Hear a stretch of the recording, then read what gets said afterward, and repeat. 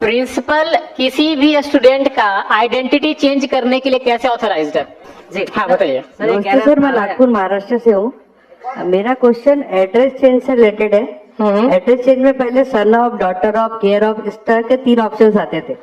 आजकल सिर्फ care of का ऑप्शन आता है। बिल्कुल, क्योंकि हमने वो ऑप्शन हटा दिया है इसी एमपी से ही, क्योंकि अब जो डॉटर ऑफ, जो केयर ऑफ सेक्शन है, उसको हम उसी में एक ही में इंक्लूड कर रहे हैं। मैं फिर से लास्ट में बोल रहा हूँ, न्यू एनरोलमेंट पे आप कोई लीनियंसी, कोई लिवरेज नहीं देंगे for the age group greater than 18 years. एक भी डॉक्यूमेंट में ओवर राइटिंग है, सस्पिशियस लग रहा है, या कोई भी इशू आपके लेवल पे दिख रहा है, आप उसको एक्सेप्ट नहीं करेंगे।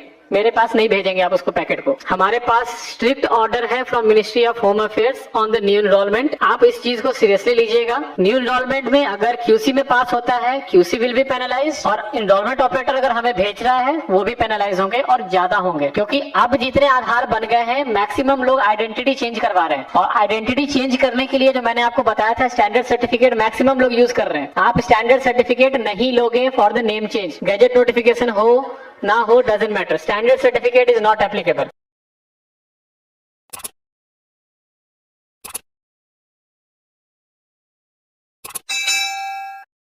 और एक पीओआई में क्या है? Self declaration. बहुत केसेस आ रहे हैं अभी, बहुत। अब मैं इसको क्या समझो, इंटेंशनल है, लैक ऑफ ट्रेनिंग है, या आप जानबूझ के कर रहे हो? तो ये एक कॉमन सिनेरियोज थे, और जो मेरा एक्सपीरियंस था वो मैंने आपको शेयर किया है। इसके अलावा अगर आपके पास कुछ क्वेश्चंस है तो हम उसको डिस्कस करेंगे one by one. Data hold नहीं होता है, डेटा एमडीडी में होल्ड होता है। एमडीडी में टोटल 4 प्रोसेस है। आप सुनो, एमडीडी में टोटल 4 बैच के प्रोसेस चलते हैं, ठीक है? उस 4 बैच के प्रोसेस में 4 ऑटोमेटिक है और 4 मैनुअल है।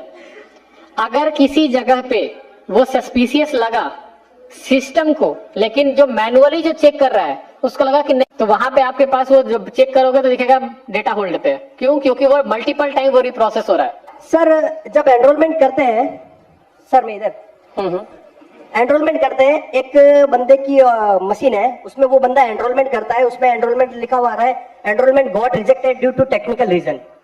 जब एनरोलमेंट स्लिप को अपन पोर्टल से चेक करते हैं तो वह लिखा हुआ आ रहा है मिसमैच रिलेशनशिप।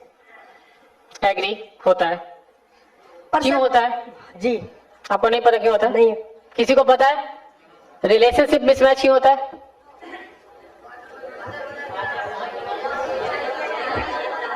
बता दिया आंसर? नहीं सर, उस बंदे का पर्टिकुलरली 16 स्लिप सेम कंडीशन में रिजेक्ट हुआ है, और आज तक 16 एनरोलमेंट ही किए उसने, सारे रिजेक्ट हो रहे हैं। वो एचओ बेस्ड एनरोलमेंट है? नहीं, मोबाइल नंबर अपडेट हो रहा है सर। मोबाइल नंबर अपडेट है? Only mobile number update sir. एक minute maintain silence.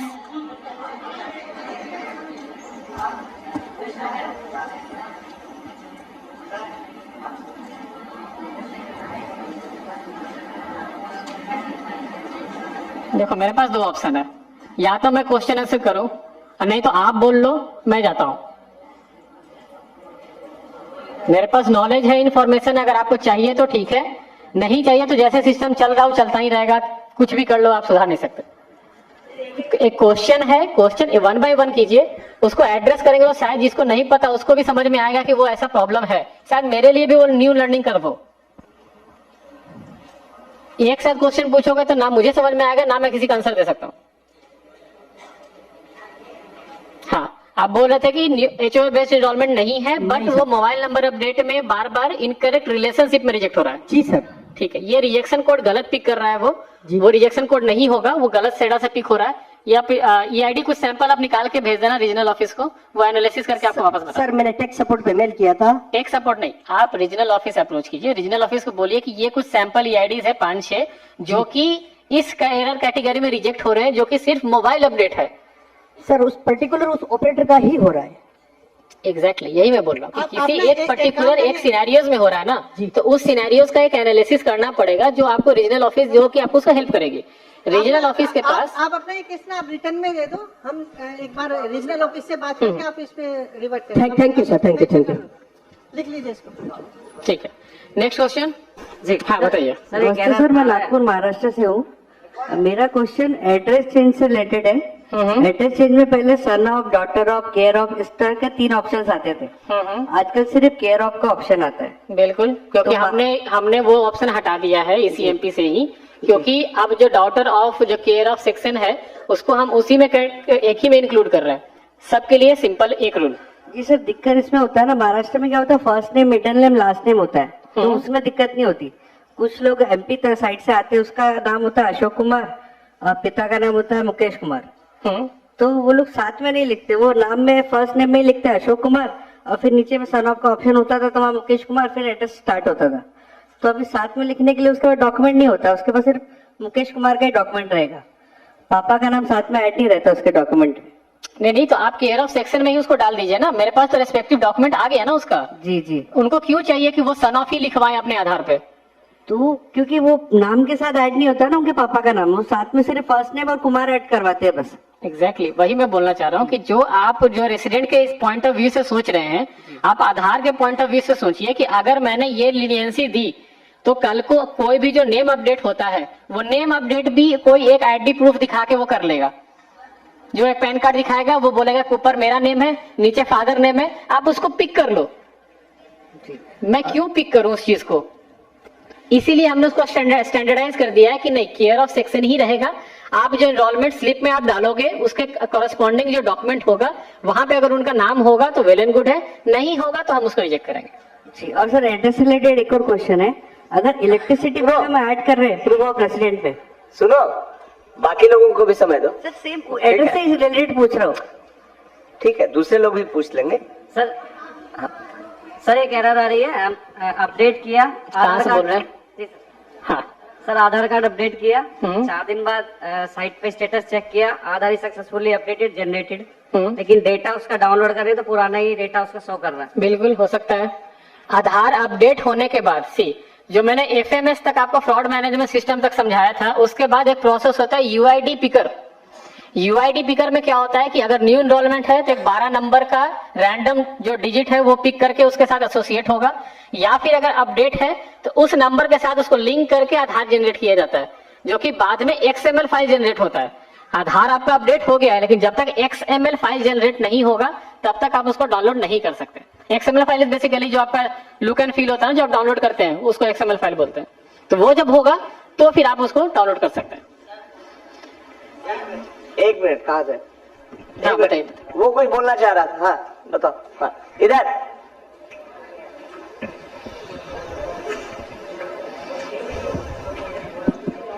Ji sir, thank you. हाँ सर मैं ये बोलना चाह रहा था, जैसे इन्होंने बोला कि महाराष्ट्र में वो सरनेम की प्रॉब्लम आ रही है उनको सरनेम, यही प्रॉब्लम हमारे साथ भी आई है कि जो बाय डिफॉल्ट हमारे उसमें क्लाइंट में है उसमें सिर्फ केयर ऑफ आता है, उसमें हम कुछ नहीं टाइप कर सकते सन ऑफ वगैरह, जैसे हम उसमें स्लैश टाइप करते हैं उसको नहीं लेता है वो।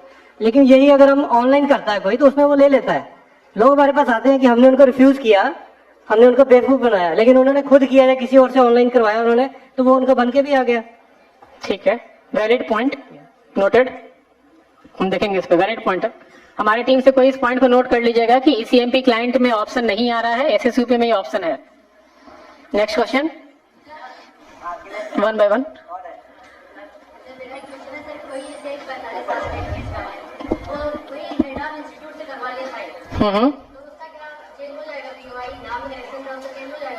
नहीं क्यों होगा चेंज? यार सुनो सुनो सुनो सुनो सुनो, पहली बात ये आर्गुमेंट और डिबेट की जगह नहीं है। ऑथोरिटी ने डिसाइड किया है कि हेड ऑफ इंस्टीट्यूशन के सर्टिफिकेट के आधार पे नाम का चेंज नहीं होगा, तो अगर उसको चेंज करना है तो वो एप्लीकेशन लगाए, वो अलग से प्रोसेस से वो देखेंगे। यहाँ पे हेड ऑफ स्पेल चेक जो भी है, हेड ऑफ इंस्टीट्यूशन को इस तरह का कोई पावर नहीं है कि वो ये सर्टिफिकेट दे सके। वो हेड ऑफ इंस्टीट्यूशन है, वो स्पेल चेक करने वाला इस अथॉरिटी नहीं है। तो जो रूल है वो समझो और उसके हिसाब से काम करो, ठीक है? मैं आपका इसका क्वेश्चन का आंसर सिंपल देता हूँ। तो एक मिनट थोड़े दिन रुक जाइए, नया लिस्ट आ जाएगा। हाँ ये कर लीजिए। नहीं देखिए, आप ऐसे समझिए, हेड ऑफ द इंस्टीट्यूट है जो प्रिंसिपल, मैं इसे प्रिंसिपल मान के चलता हूँ। अगर आप इस तरह के केसेस को सबको बोले कि नहीं ये पास हो जाना चाहिए, तो स्कूल में ही आप समझो कि सारे नाम जब अपडेट करवा लेंगे।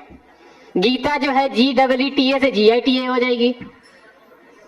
जो क्यों? क्योंकि हे प्रिंसिपल ने लिख के दे दिया है। प्रिंसिपल कैसे किसी का आइडेंटिटी प्रूफ बन सकता है? Sir my query UCL related. एक मिनट।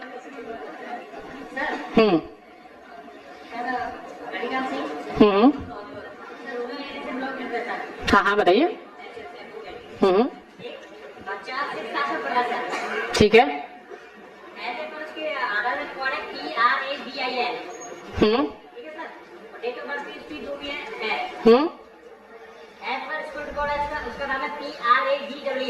ठीक है। आपने पहले वो नाम पे क्यों आधार बनवाया? आपने पहले उस नाम पे आधार क्यों बनवाया? नहीं, सिंपल सॉल्यूशन है। आप RGI जाइए, बर्थ सर्टिफिकेट अपडेट करवाइए, इजी प्रोसेस है। बर्थ सर्टिफिकेट अपडेट करवाइए, हमें भी दे दीजिए, हम बर्थ सर्टिफिकेट बेसिस पे आपको तुरंत अपडेट कर देंगे। RGI जो ये गवर्नमेंट बॉडीज होती है, they are authorised to act as a POI। Principal headmaster नहीं ऑथराइज्ड है POI को प्रूफ करने के लिए। यार सुनो,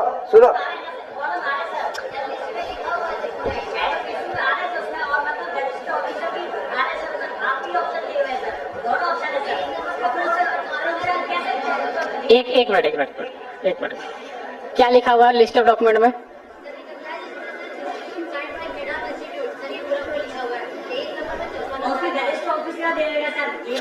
हमने, हाँ ठीक है। अब आप बोल रहे हो प्रिंसिपल का, मुझे पता कैसे चलेगा को प्रिंसिपल ग्रुप A ऑफिसर है?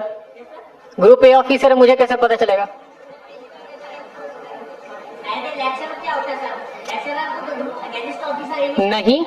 नहीं होता। आपके गांव में होता होगा, आप ऐसे समझो। आपको मैं बता रहा हूँ, IIT जानते हो ना आप लोग? IIT का जो प्रोफेसर होता है ना, वो ग्रुप A ऑफिसर नहीं होता। आप देखो, आप रेसिडेंट पर्सपेक्टिव से जो क्वेश्चन पूछ रहे हो ना, आप मेरे पर्सपेक्टिव से देखो कि अगर मेरे पास ना ऐसे करोड़ों सिनेरियोज होते हैं, अगर मैं ऐसे सिनेरियोज पिक करके मैं पैकेट पास करूँ ना, तो ऐसे इन नंबर ऑफ केसेस और बनेंगे।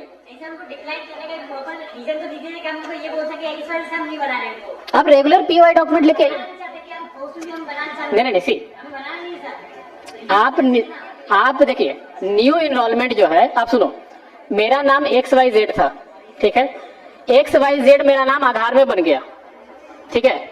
XYZ आधार में नाम बन गया, अब मुझे उसको XYA करवाना है, ठीक है। आप कोई भी रेगुलर POI डॉक्यूमेंट ले आइए, हम उसे अपडेट कर देंगे, लेकिन ऐसे डॉक्यूमेंट लेके मत आइए जो कि किसी का डिक्लेयर्ड होगा। अब एक सवाल इधर से ले रहे हैं। एक minute. Sir my query UCL। Maintain silence first.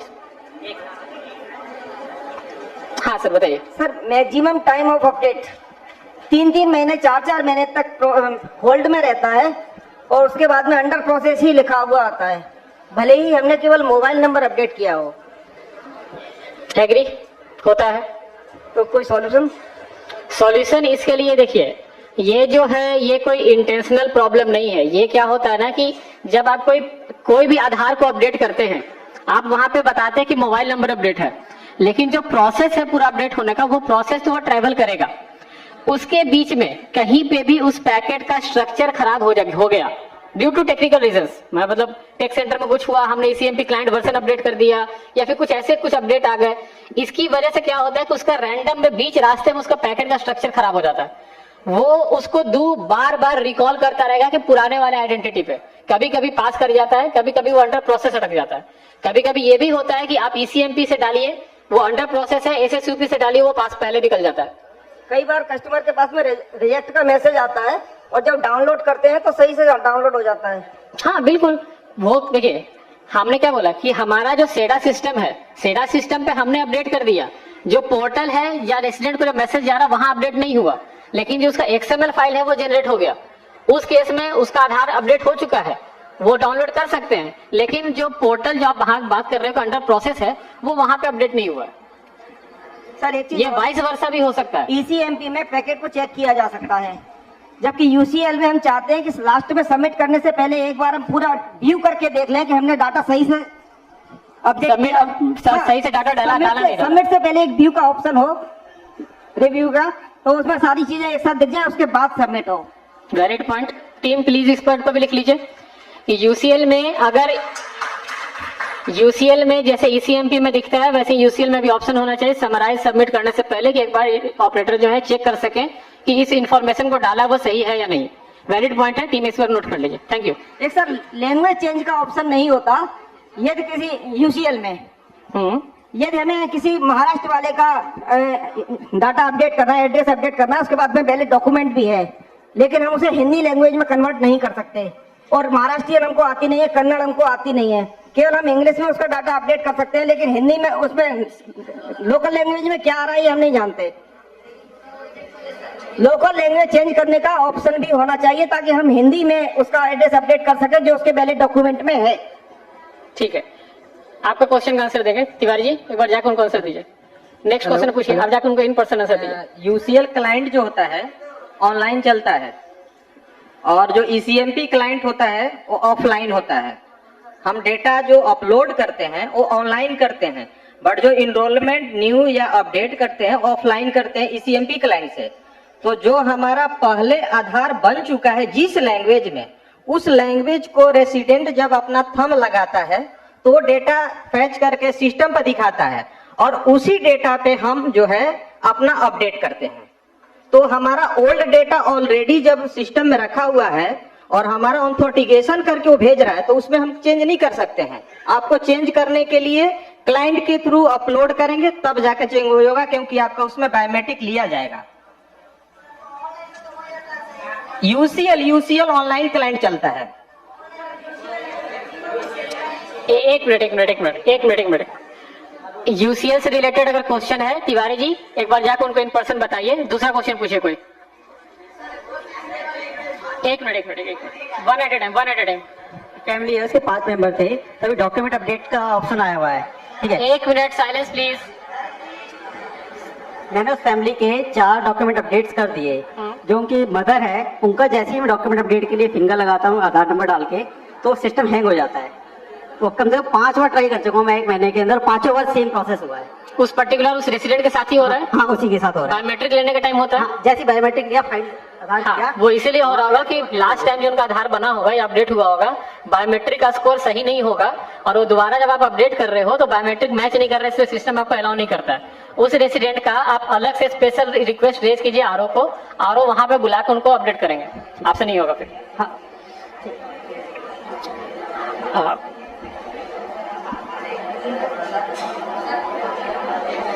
Sir जैसे नेम की, डेट ऑफ बर्थ और जेंडर की लिमिट है तो बायोमेट्रिक लिमिट तो नहीं है? बायोमेट्रिक अपडेट करने की नहीं है, कोई लिमिट नहीं। हाँ, जितनी बार चाहे करवा सकते हैं। Thank you. चलिए क्लोज कर सकते हैं। बाकी सवाल आप लोग अपने अपने लिख के दे दीजिए, हम लोग कलेक्ट कर लेंगे। हमारे ऑफिसर्स यहाँ पे है, दे विल कलेक्ट। आप एक काम कीजिए, देखिए सबका क्वेश्चन तो मैं नहीं ले सकता हूँ, जो मोटा मोटी क्वेश्चन था और जो एरर था वो मैंने आपको समझा दिया। मेरे पास एक क्वेश्चन भी आया कि डेटा प्रोसेस एरर में क्यों रिजेक्ट होता है। मैंने अभी बताया आपको कि डेटा प्रोसेस और जो टेक्निकल एरर्स है ये इसलिए इसका नाम रखा गया क्योंकि इसका जो एग्जैक्ट डिटेल्स है वो अगर मैं आपको समझाऊं या रेसिडेंट को समझाऊं तो नहीं समझ में आएगा। आप एक काम कीजिए, आपके जो क्वेश्चंस है आप कंसोलिडेट करके CSC टीम लीडर्स को, मेंबर्स को दीजिए, वो एक बार उनके थ्रू हमारे पास आएगा, हम उसको एड्रेस करके आपके पास वापस भिजवा देंगे। ठीक है? और एक चीज, one last thing, please maintain silence. सब लोग प्लीज शांति बनाओ, सबके सवाल नहीं हो सकते, बहुत समय उतना नहीं है, पर पर्पस वो नहीं है। उन्होंने बहुत कुछ बताया है, बाकी आप दे दो। लास्ट चीज आप, सॉरी सर, एक मिनट, लास्ट चीज आप लोग एक बार ध्यान रखिए, न्यू इनरोलमेंट प्लीज।